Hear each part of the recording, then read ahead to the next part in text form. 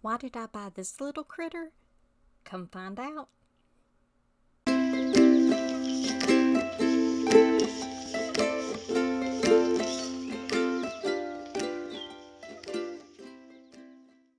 Hey, it's Rhonda, and I'm back with another Why Did I Buy? Today I'm going to talk about something that I buy very few items in this particular category. Used to buy almost exclusively items in this category, or a category that was closely related, and it was clothing. We're going to talk about vintage clothing today, just a few items, mostly accessories. I don't deal with a whole lot of clothing anymore. When I started out, I was selling on eBay. I hadn't really looked into Mercari or Poshmark or any of the other platforms that I'm on now. And at the time, everybody that was selling online, almost everybody that I was dealing with, and this was before I discovered the bins and everything else, they were dealing in clothing. They were talking about how they can make great profit margins, and all of that was true. All of those things were true. But it's so easy to list, and you just throw it in a bag and you ship it. The second part of that was true. The first part of it, I hated it. I don't have a whole lot of things that I don't like to put my time into, but clothing is not one of them. I enjoy doing the hard goods now, and that's mostly what I'm going to sell is hard goods, craft supplies, things along that line.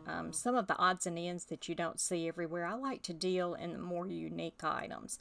I don't have exclusively unique items, but most of my store and most of the things that I sell, even at my yard sales, are going to be vintage or retro, at least retro. The things that I'm going to show you today, I put a link in the description. I've got a video where I showed some of these things when I discovered them. I went to an auction. And the short story, you'll have to watch the video to get the full story, was that I went to the auction and there was a trunk there and it was full of all of this stuff. And it was a specialized situation. And I ended up buying the whole trunk, I think for $10, $20, something like that. It'll say in the video, I think. And I still got a few of these items because they're very specialized and they're very long tail. And it's some of the little items that children would have worn back in the 20s, 30s, 40s. This one is an old swimsuit, little boy swimsuit. And as you can see, it's very thrashed. You want to use that word when you get ready to list something like this. Thrashed is a real good term to use on things like the vintage t-shirts, concert t-shirts, ones that have been cropped or something like that. You just want to put thrashed in there because people do look for those and they do pay up for them. But I've got things along this line. This is more what I do. I got to where I just didn't like measuring clothing. I just didn't like it at all. It took a lot of my time. It took a lot of my brain power, and I just felt like it was just a waste of my time. And two, I'm in a very unique situation in that I don't have to work anymore. I'm at the age, I'm 62. I'm almost to full retirement age if I want to do something like that. I work because I want to. So I didn't really have a real passion for, Ralph Lauren things and things like that. Do I buy them on occasion? Of course I do. If I run into something and it's a really good deal or something like that and I just feel froggy that day, I might buy it and measure it and get it up on line and list it and make the money just like everybody else does. But I prefer to do things like this because it's got kind of a twofold purpose for me. I like to save the things that are from our past that we're not going to see anymore. And so this is going to be one of those items. It says on here, I might need my readers. I've got old eyes. It's Captain, and says air service at the bottom. I don't know if you can even read that really. I don't know if this, I'm looking at it, it looks like that it was sewn on, that they made the piece here. Well, no, it was actually, it's tagged on this one. It's been a while since I've looked at this one. I've had it listed for a while. They probably put this on there, but even if it wasn't, you know, it's gonna kind of enhance, something like this. I've got things like this. I live just outside of Memphis, Tennessee, and we had a sports team called the Showboats. And so I found one of these. I think I probably paid like a quarter or 50 cents. I don't pay over $1 for these, even if they're vintage. But you can tell, I know because the Showboats have not been around for a while. And so I know that this is vintage. But you can tell by looking at this. A lot of times they'll have a tag in there. It'll say Made in USA. This one's got one. Let's see what this says. Alright, this one's made in China. Doesn't mean that it's not old. But as you can see, it's just a cloth tag. That's going to be a tip-off for you too. As you can see, it's got some sweat stains and things like that. I usually don't clean up items. I very rarely do. I know what the requirements are, but I know what my requirements are. And I usually leave any of the cleaning to my buyers on things like this. I don't wash the clothing. I do spray it on occasion with something like a Febreze or something along those lines. Usually Autoban is what I use. On occasion I will wash things, but it's very carefully. I also use a product that's called Folex. It is a carpet cleaner, like a spot cleaner, like Spot Shot or something like that. But it kind of has a little more oomph to it. And that's things that I do test areas, especially on the older pieces, because the dyes that they used and things like that, they tend to run at times. And that's another reason that I don't usually clean up anything like this. I just kind of sell it as is. And I sell it for vintage purposes, and I put that in my description and all of that. I make sure that somebody knows that they're going to get something that they're going to have to do a little work on.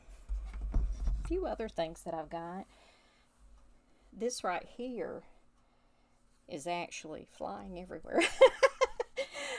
But it's kind of a cool piece. It's got the crocheted up here at the top, but it's an older piece too. I don't think this had a tag, if I remember right. Or yeah, it did. Alright, this one's Italy. Can you see that? Not if you can. But as you can see, this is another cloth tag. That's going to be something that's going to indicate that it's older usually, not always, but older usually, or it's from kind of an upper crust type of department store or something like that, or both. It could be both.